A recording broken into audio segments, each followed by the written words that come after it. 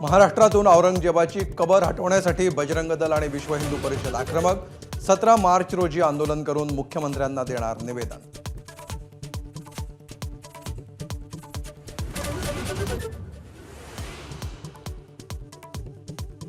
छत्रपती संभाजीनगरात औरंगजेबाच्या कबर परिसरामध्ये बंदोबस्त वाढवला.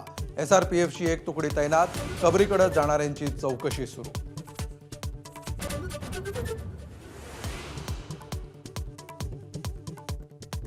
औरंगजेबाच्या कबरीवरून सत्ताधारी आणि विरोधकांमध्ये मतमतांतर. कबर काढून फेकण्याची सत्ताधाऱ्यांची मागणी, तर औरंगजेबाला कुठे काढलं हे लोकांना कळायला हवं, विरोधकांचा सूर.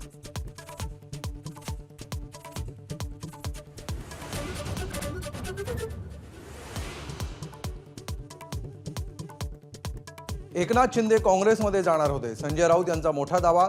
दिल्लीत अहमद पटेलांना भेटले होते आणि पृथ्वीराज चव्हाणांना याबद्दल विचारा असं आव्हान.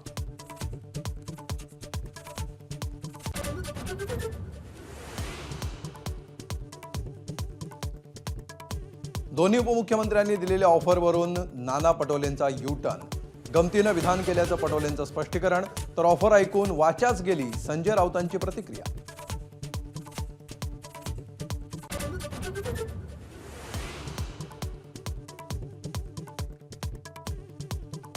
मराठी साहित्य संमेलनाच्या उद्घाटनाला आल्याबद्दल पवारांनी मानले पंतप्रधान मोदींचे आभार. बाजीराव पेशवे, महादजी शिंदे आणि मल्हारराव होळकरांचे पूर्णाकृती पुतळे तालकटोरा स्टेडियममध्ये उभारण्याची मागणी.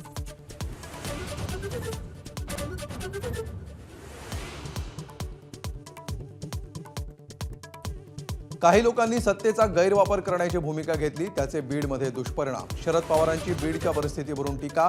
बीडमधल्या सगळ्या गंभीर लोकांना मोठं करण्यात पवारांचाच हात. अंजली दमानी यांचा हल्लाबोल.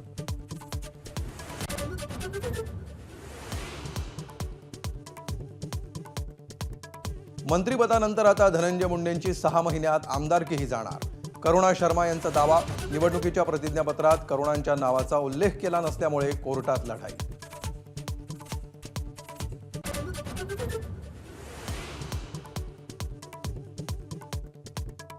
सतीश भोसले उर्फ खोक्याला घेऊन पोलीस गुन्हा घडलेल्या ठिकाणावर दाखल. गुन्ह्यात वापरलेलं हत्यार आणि गाडीचा शोध घेण्यासाठी पोलिसांकडून तपास सुरू.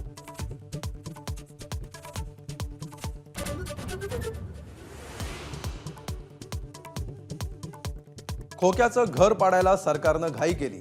आमदार सुरेश धसांनी व्यक्त केली खंत. घर पाडलेल्या जागेला उद्या भेट देऊन कलेक्टर आणि वन विभागाला जाब विचारला.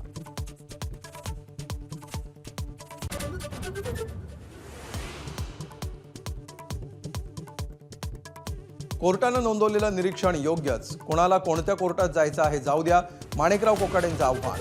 तर कोकाटेंच्या निकालाविरोधात हायकोर्टात याचिका दाखल.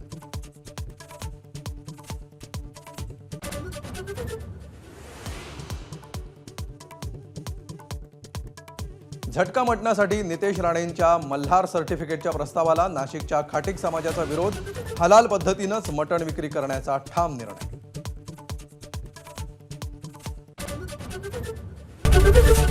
एबीपी माझा, उघडा डोळे बघा नीट.